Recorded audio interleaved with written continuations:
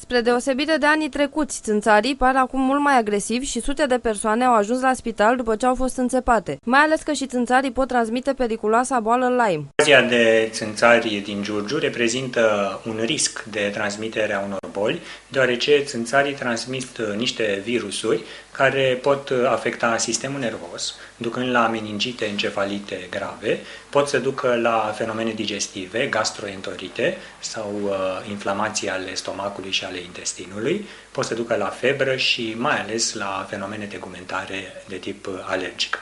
Se numesc virusuri de tip special, se numesc virusuri care induc inflamații și ele poartă diverse denumiri, n-am să vă dau denumirile, să spunem așa, complicate, ci am să vă spun că este bine pe cât posibil să folosiți cremele anti-țânțari, să folosiți acele aparate de cameră care reușesc să îndepărteze țânțarii, deoarece sunt într-adevăr un pericol.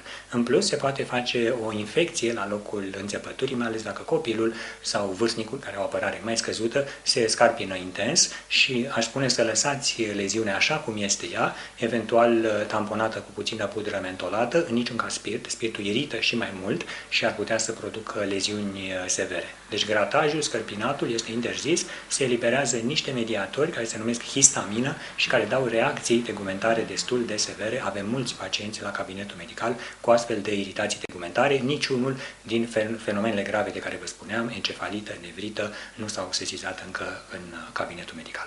Medicii spun că, spre deosebire de anii trecuți, anul acesta insectele sunt mult mai agresive, iar înțepăturile lor sunt din ce în ce mai periculoase. De asemenea, dacă mușcătura se produce la nivelul globilor oculari, poate provoca infecții severe. Pentru a evita mușcăturile de țânțari, este bine ca seara persoanele care ies în aer liber să se îmbrace cu pantaloni lungi și cămăși cu mânecă lungă.